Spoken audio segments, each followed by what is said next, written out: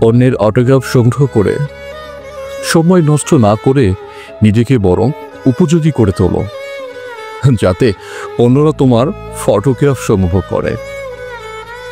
সমস্যায় পড়ে যদি ভেঙে পড়ো, সমস্যায় তোমার উপর চেপে বসবে। জীবন হলো এক জটিল খেলা। জীবন হলো এক জটিল খেলা। ব্যক্তিত্ব অর্জনের মাধ্যমেই তুমি তাকে জয়ী করতে পারবে। কাউকে চমকে দেওয়ার জন্য কিছু করার দরকার নেই। কাউকে চমকে দেওয়ার জন্য কিছু করার দরকার নেই। এমন কিছু করো যা নিজের মনকে শান্তি দিতে পারে।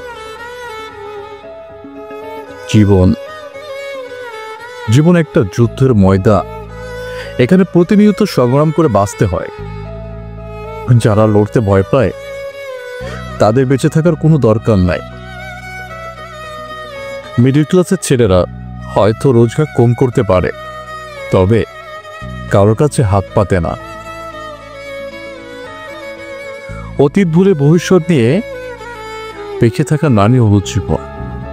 অতীত ভুলে ভবিষ্যৎ দিয়ে বেঁচে থাকা নামই হলো জীবন। কখনো কারোর উপর চোখ বন্ধ করে বিশ্বাস করো না, কারণ এই দুনিয়া এত ভালো নয় যে তোমায় বিশ্বাসের বজায় রাখবে। ফেল মানে শুধু ব্যর্থতা নয়, ফেল মানে শিক্ষার প্রথম ধাপ পেরোনো। রাগের মাথায় কোনো সিদ্ধান্ত নেওয়া একদম উচিত নয়, এবং খুশির সময় কাউকে কোনো কথা দেওয়াও ঠিক নয়। বড় লোক না হলেও বড় মনের মানুষ হওয়া জরুরি। বুদ্ধি না থাকলেও বিবেক থাকাটা জরুরি। কাজ এমন করো যেন তুমি মরে যাওয়ার পরেও লোকের মনে এবং মুখে তুমি জীবিত থাকো বছরের পর বছর। জীবনের ছোট ভুলগুলি বড় ভুলের কারণ হয়ে দাঁড়ায়। জীবনের সবচেয়ে বড় গুরুমন্ত্র হলো কখনো নিজের গোপন কথা শেয়ার করতে যাবা না, তাহলে তোমার ধ্বংস করে দিবে।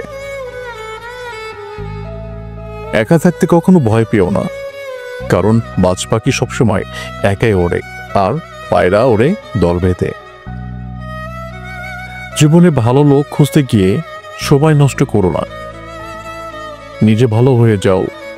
হয়তো তোমাকে পেয়ে কারোর খোঁজ সম্পন্ন হবে। আমি হেরেছি, কিন্তু আবার উঠে দাঁড়িয়েছি।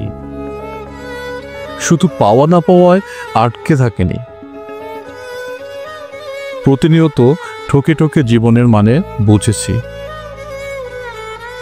ভালোবাসা কখনো আঘাত করে না, আঘাত করে আমাদের অতিরিক্ত আশায়। একটি সমাজে বাস করতে হলে সকলের সাথে মিলেমিশে থাকতে হয়। সমাজের মধ্য থেকে কেউ একাকী বা আলাদা থাকতে পারে না।